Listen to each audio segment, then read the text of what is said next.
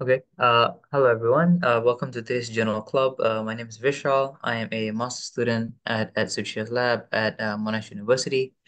Do you guys want to introduce yourself? Yeah, Uh, sorry. Okay, I'll go. My name is Chuyin, and I'm a PhD student at the same lab. And Mike. yep, I'm the first year PhD student in the same lab at Lipeng. Uh, Hi, I'm now working as a research assistant in the same lab, which is Suchia's lab, Rito.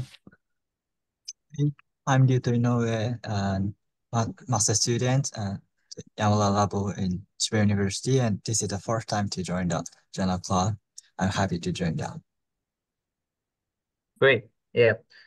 So today for the Journal Club, we'll be talking about a 2019 paper actually about a white dreams. So the title of the paper is White Dreams Are Made of Colors. What studying contentless dreams can teach us about the neural basis of dreamings and conscious experience. So a little bit of background before we dive into the main discussion of the paper. So conventionally, dream studies have been viewed in a pretty dichotomous manner, right? You're either having a dreamful or dreamless experience, where you have contentful dream experiences or you have no dreams at all, right? But also 30% of like dream reports have a third type of report called white dreams, right? So white dreams are essentially contentless dreams or an experience without recall. Okay. So why is this important to address or acknowledge is because this may affect how we study dreams and how we classify dreams, right? Some studies lump white dreams together with dreamful experiences. Other studies lump it together with no dream experiences at all. And then this can affect our understanding, or when we measure neural qualities of dream experiences, what exactly are we measuring? Is it contentful dream? Is it no content at all? So it is important to understand exactly what white dreams are, right? So the paper here discusses two accounts or two previous accounts of white dream, interpreting white dreams, the interpretation of white dreams. The first one is that white dreams are essentially forgotten dreams, right? And this involves issues with memory encoding and retrieval. Because when we wake up an individual from sleep and we ask them, did you have a dream experience? It's essentially a act of recollection, right? So forgotten dreams could either be a problem with encoding, memory encoding, or memory retrieval, right? The second account for white dreams is that white dreams are essentially contentless or imageless dreams. Um, there are some form of conscious experiences, but it's like a minimal form of conscious experience, right? It could also be understood as a experience of just pure subjective temporality. It's essentially experiencing the now without like the sense of self and other, I guess, forms of information in the surrounding environment, right? This can also be viewed as like a transitional state in between, in which subjects are not yet totally unconscious without any dream experience, but already lack like content specific experience. So that's the two accounts of the white dream interpretation. But that brings us to the third perspective that's put forth by this paper, and it's based on actual empirical data from the Ciclari 2017 paper on the neural correlates of dreaming. So they found some pretty interesting data, right? But it's not really the focus of the neural correlates of dreaming paper, but so it is uncommented. But essentially, based on these findings, right, based on the forgotten dreams account, right, white dreams should have some difference in high frequency activity in the posterior region compared to no dreams, because again, based on the forgotten dreams account, you technically did have dreams, but you just forgot it. So when you measure the neural correlates, right, or the neural correlates of a dream report, you would expect to find activity. Okay, but this is not the case. There was no significant difference between white dreams and no dreams, right? Now, am I allowed to share screen, Mike, and show specific figures? Yeah. Okay. Let me just share screen real quickly. Uh, Here we go. Okay. Can you see my screen? Right. So this is essentially the data from the Ciclari paper. Okay. So for example, here, white dreams and no dreams, there's no significant difference. Okay, there's high frequency activity in contentful dreams compared to no dreams, which you can see in this bottom left figure down here. And here, there's higher frequency activity in certain areas, right? But not the posterior hot zone, which is, I think, this area over here, if you can see my arrow. Now, this is important to understand. This is important to note, okay? Because you see, in figure C, right, which is the bottom left here, it shows that high frequency activity in the posterior hot zone in contentful dream is significantly higher than that in no dreams, okay? But in D, there is no difference. But so this technically implies that high frequency activity is higher in white dreams than no dreams, than baseline, than no dreams, okay? However, if we go back to the top right figure, it shows that there's no difference in activity. So this in itself is a discrepancy in the data, right? So what is explanation to account for this? The authors explained that high frequency activity in the posterior hot zone during white dreams is somewhere between having no experiences at all and having contentful experiences, right? But the differences between each stage, between no dreams to white dreams to contentful dreams, right, is not statistically, the difference is not statistically significant, right? However, if you jump from, so for example, if you jump from A to C is statistically significant, but from A to B, the difference from B to C is not statistically significant, if that makes sense, if that analogy makes sense, right? So, based on this, what is the new perspective of white dreams? White dreams are in fact dreamful experiences, but they have a diminished quality. It's a reduced quality of dreamful experiences. And this is based off on the fact that increased high frequency EEG activity indicates higher neural firing rates, and this in turn means higher intensity population codes, determining quality of neural representations, which in turn reflects the quality of conscious experiences. So this is essentially a new perspective, which I think is pretty promising because it's based on empirical data, the first of its kind, I believe, the Sakai 2017 data. And this basically gives a new insight or new avenue to explore the classification of dreams, specifically in dream studies. So yes, that's essentially a summary of this paper. I guess we're open to discussion now. If anyone wants to add anything or comment, feel free. Yeah. I will just quickly add, I think they're trying to draw a connection between mental imagery and the white dreams. They're making an argument that much like in mental imagery, sometimes you don't have this vivid image in your mind. You also have this similar kind of gradients of vividness or experience that occurs in dreams. So in fact, some white dreams are actually closer to actual contentful dreams, while some are just more similar to no dream at all. So that's the part I want to add. Yep. So any other thoughts from anyone else? Any comments?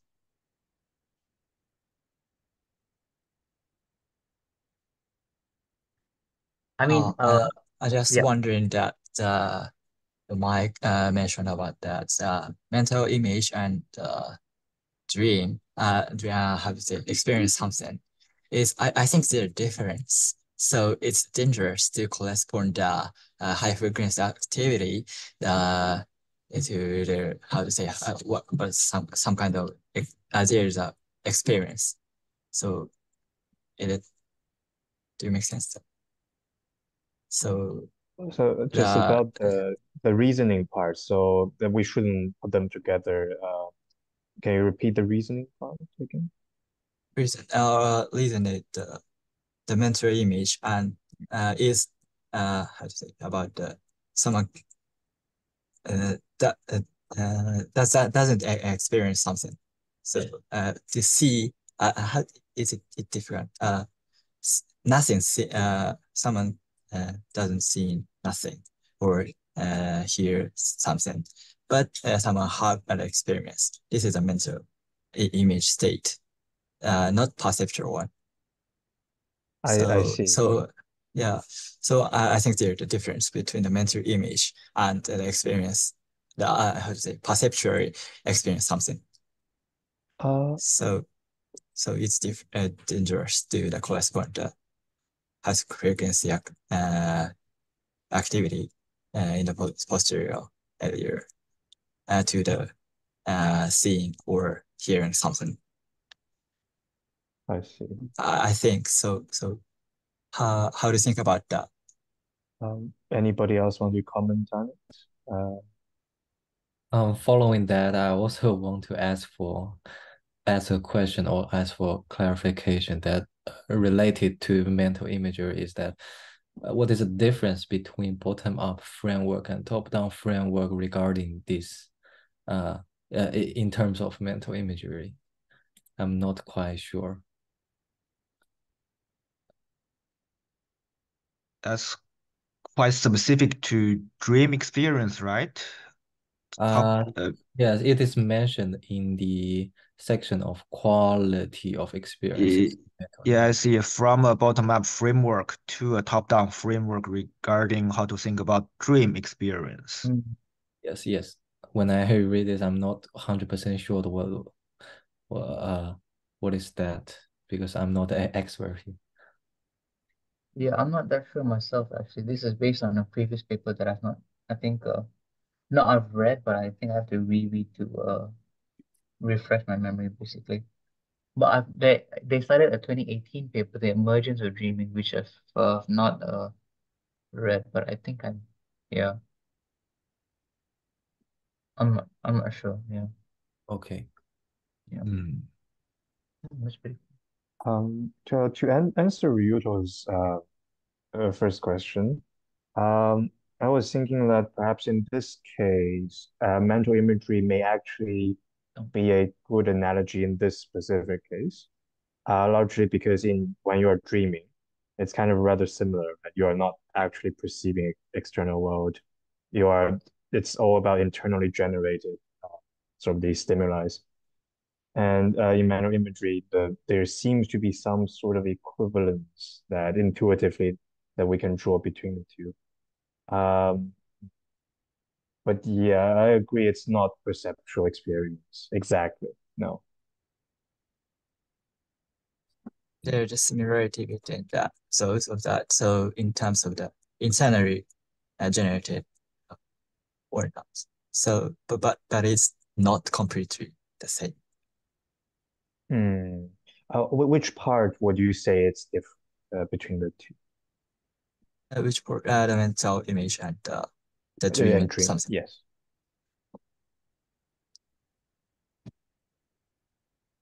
So what's the question? Question? The most important thing you want to ask. I think it's not a question, it is a warning that Okay. Yeah, if so, I will agree with that because even mental imagery, it's well, say, you are looking at something, but an actual experience, it's where you are a part of it, right? Is that what? maybe mental imagery. The key point is not it is not triggered directly by sensory input. Is that the key point? Right.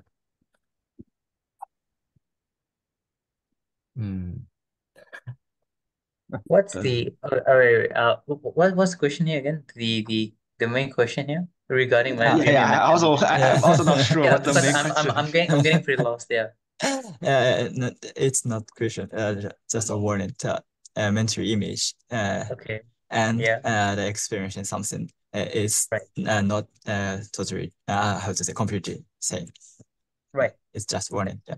Right, Yeah. right. Yeah. So they also try to establish this connection between mental imagery and dreams, and we are sort of critically trying to interrogate whether this connection stood up to, whether Yeah. it's a real connection. Yeah. Mm. Mm. Mm. Yeah. Mm. I mean, I think what the authors is here in terms of discussing the quality of experiences in mental imagery, in dream wakeful perception, and as well as during REM and non-REM mentations. Essentially, he means like they mean dreams, right? I think he's just trying to they're trying to tie in three lines of thinking, I guess, or three lines of work to explain this new perspective that we're adopting, right? Or they are proposing essentially. Um, So yeah, oh, sorry. No, I think I no, have a different question now. But yeah. What uh, you wanna? so just to clarify, because I think I may have misunderstood this. Mm, What is the methodology of these mental imagery tasks exactly? the what? Sorry. These mental imagery tasks that the author is referring to. Make I mean, I'm not. I think that's a separate study, so I'm not exactly sure. Yeah, You know. because is it more like, oh, we show participant different kind of stimuli, and sometimes it's more vivid, sometimes it's less vivid, and participant make some sort of rating afterwards. Is that the case, or are we talking about more about a participant trying to imagine some sort of scene and rate the vividness afterwards?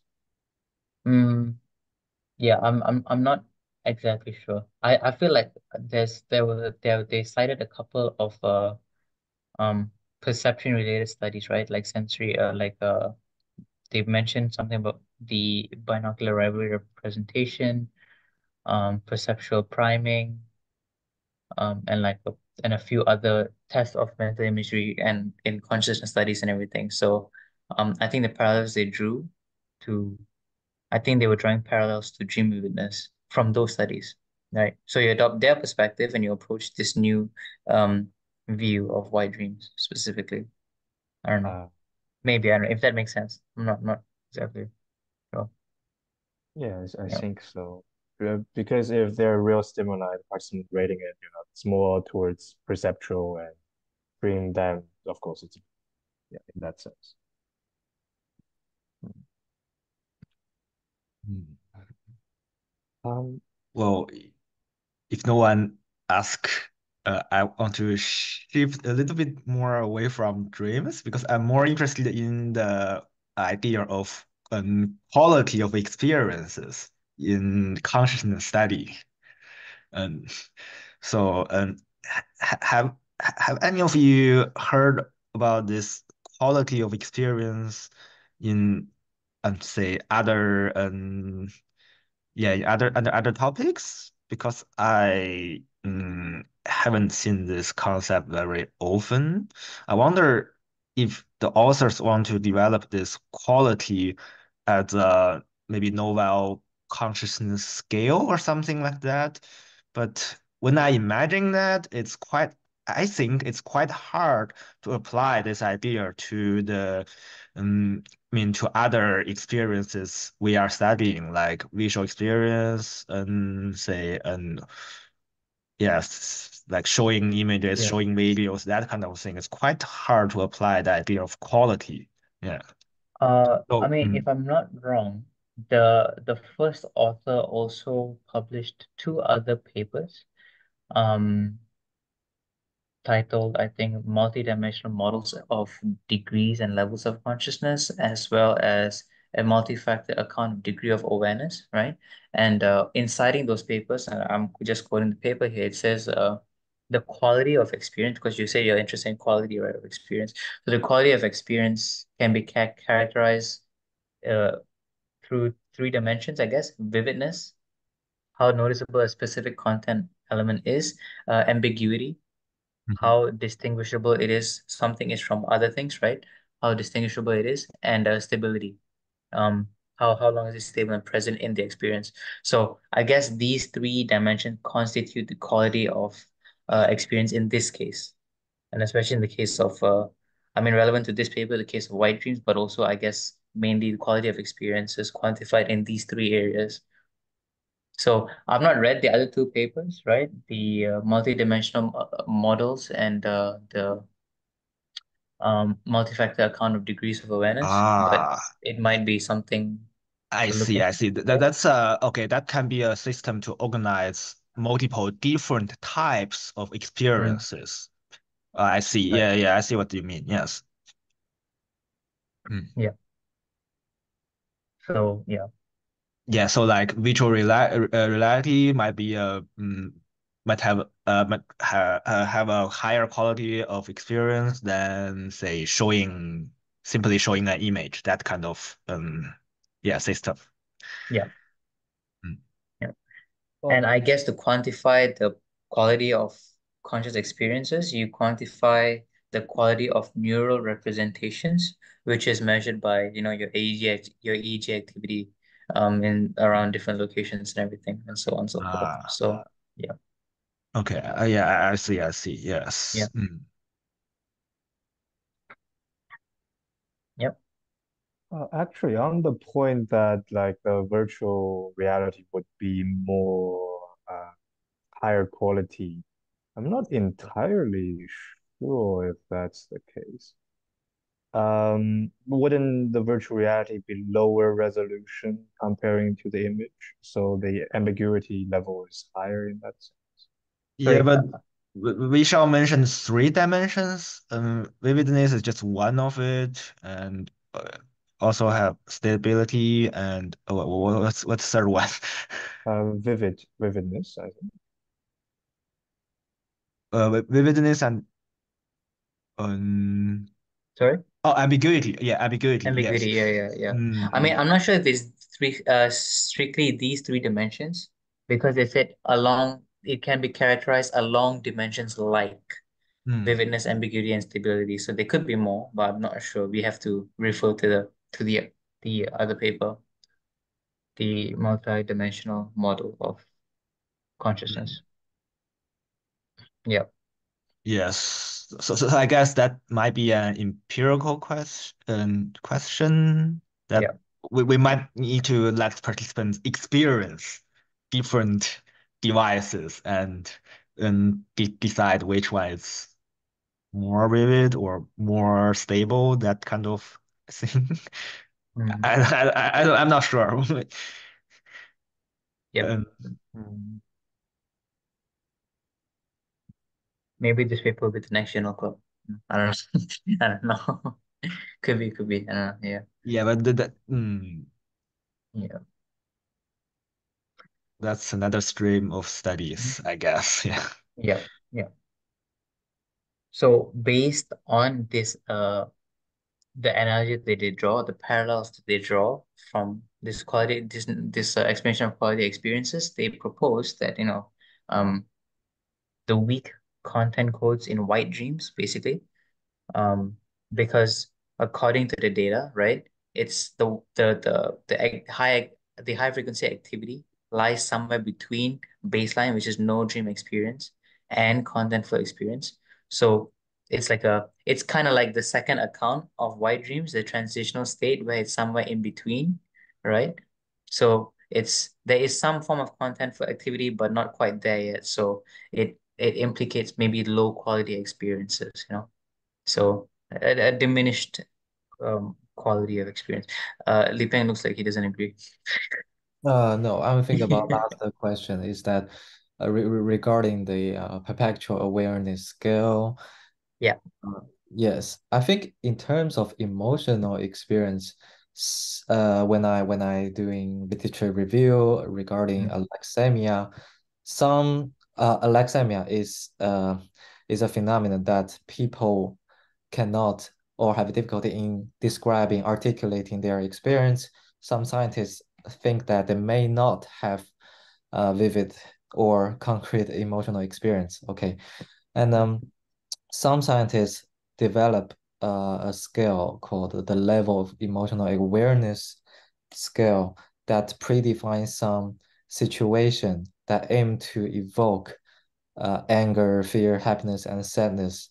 And then they expect that alexithymia will have a very ambiguous feeling compared with normal people that can very clearly experience the predefined emotion in the certain situation.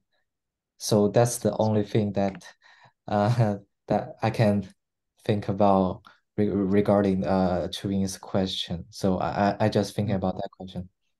Right. Okay. Yeah. So and I also checked the perpetual awareness scale. Mm. It is something that um present some very simple shape like triangle, circle, and a Yeah. square with different color in very short time window. And then Yeah. ask participant to say that how clear does it Yeah. display in your mind? So I'm thinking about the correlation between two scale in terms of the shape and emotion. This PAS is also applied in, say, rapid seeing studies, natural seeing studies. Yeah. Mm. So Ah, it's Yeah. not just simple shapes. Yeah. So somehow, yeah, it's so, relevant. but in general, how scientists evaluate the quality of consciousness is mostly still by self-report. I think is present some stimuli that scientists define or think that participants should experience something. They made such a strong assumption, I think, and then to see whether participant really experience some conscious experience that they defined. I think that's the Mm. key idea And of such kind of scale. I guess we don't need to make the experimenters and the participants two opposites. I think Oh, think about us before we upload an experiment online. We try it ourselves, right? So mm, we are not assuming that people will have experience, but we as the experimenters, when we tried it, we did experience something. mm, So we expect that other people will also experience something. That's okay. what I think. We try it ourselves, right? Mm. Mm. So um sorry, I didn't get very clear about the point. Uh, uh, yeah. Just when you said the experimenters assume participants will experience something. Yeah, and based on that kind of idea, researchers developed scales like PAS or and some other scales, that Yes. kind of thing. Yes. Mm. And to me, I guess it's not that bad. Yeah. Okay. Yeah. It feels more like it can't be avoided. Like we have to have some sort of expectation uh, based on our own experience and our understanding of consciousness. Mm. So we can't really escape from it, but I guess we can try a different route and see which one works. Maybe that's Mm. the way out. Yes, yes. Mm. Yeah. Uh, if Yeah. nobody have questions, I actually it's maybe a little bit too technical, but let's give it a try.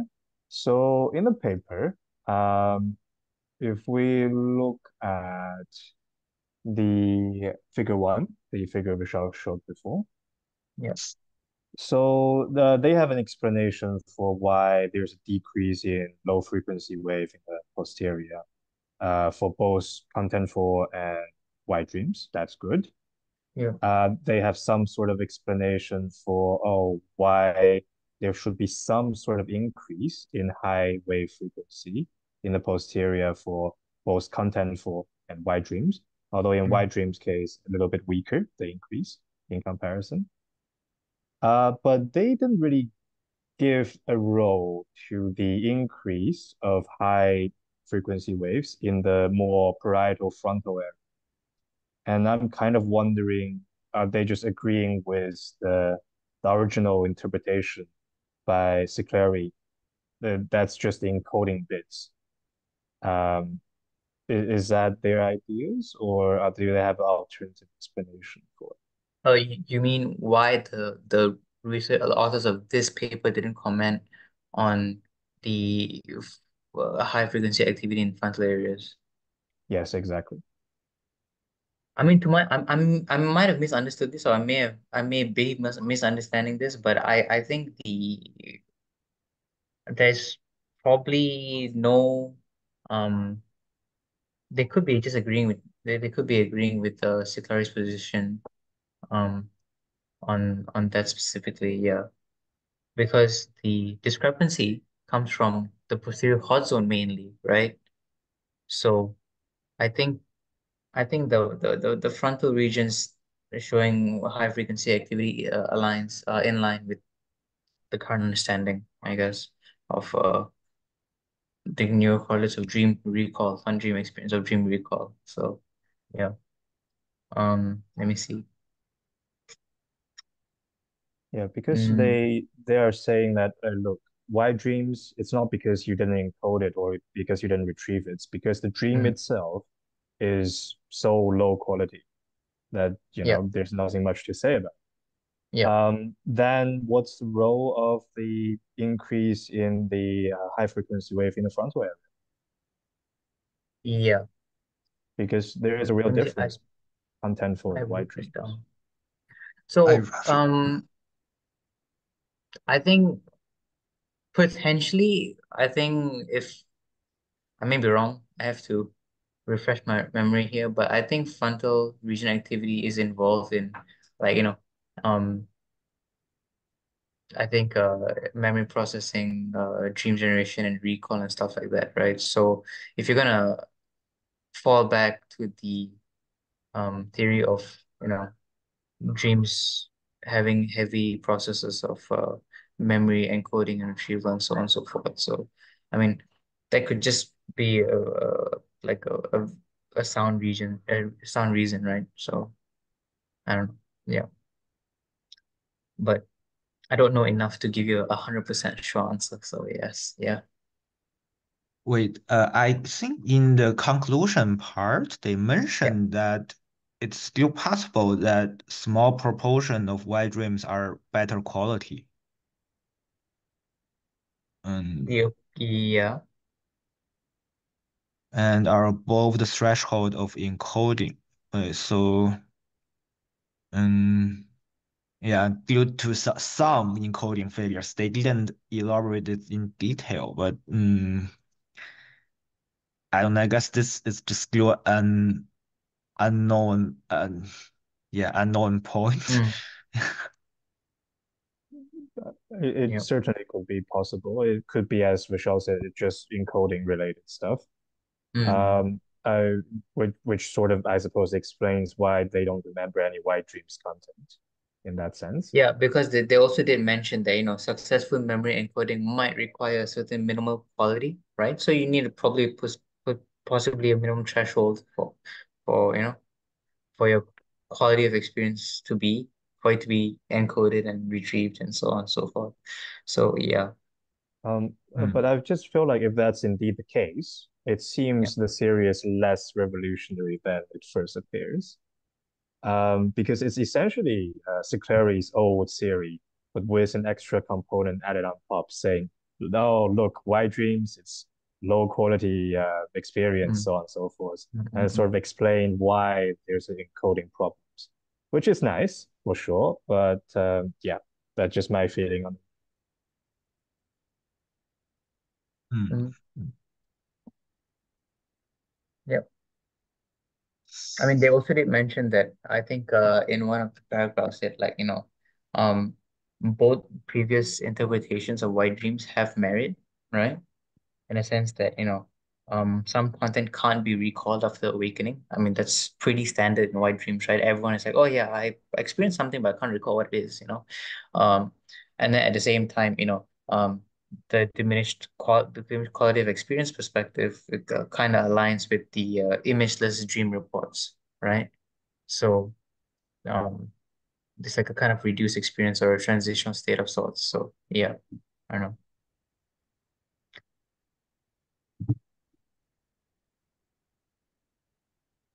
And I think there's the case that someone who cannot report what happened in the before, but they experience in high quality. Like, and for my case, to in this morning, I experienced a two story of dream.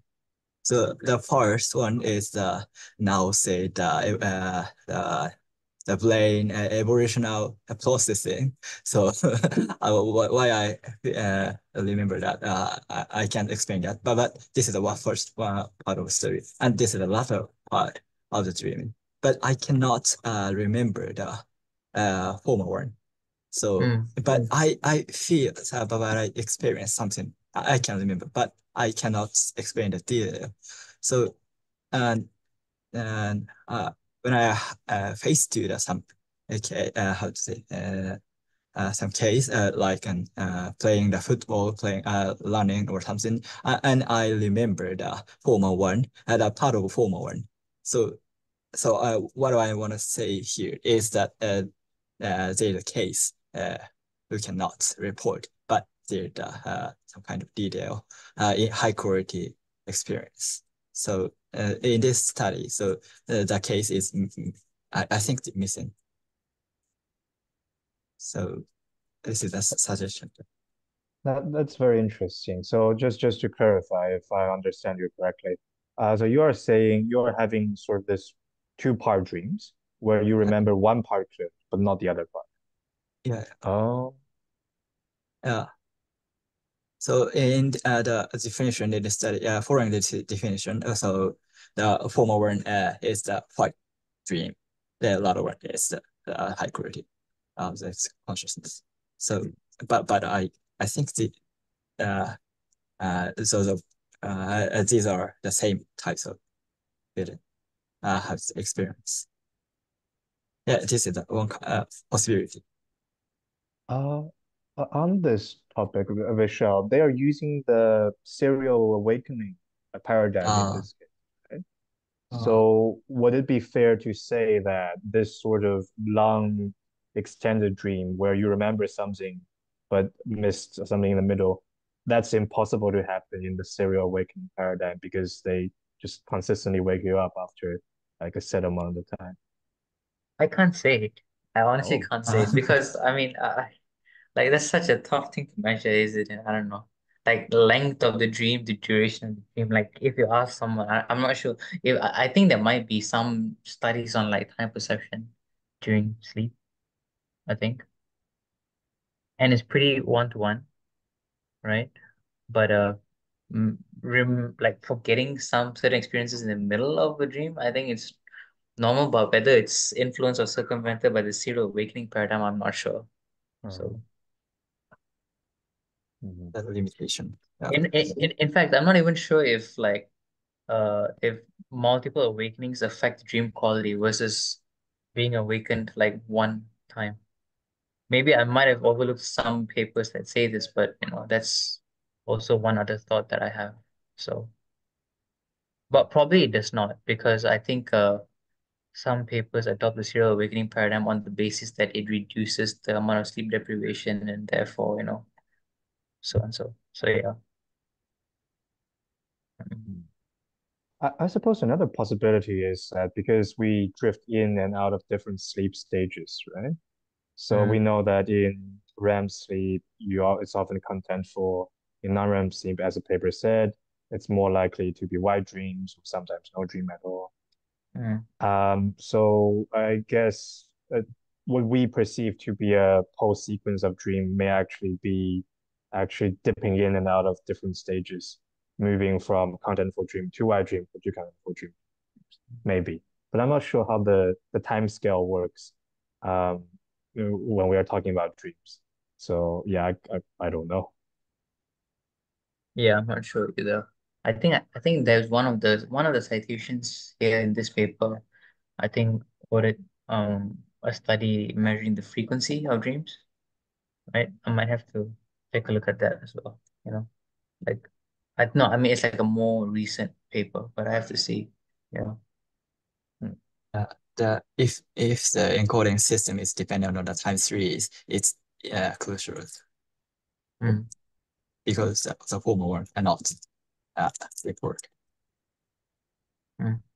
But I don't know the precise system processing of that.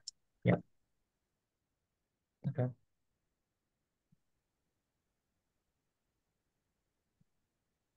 Okay.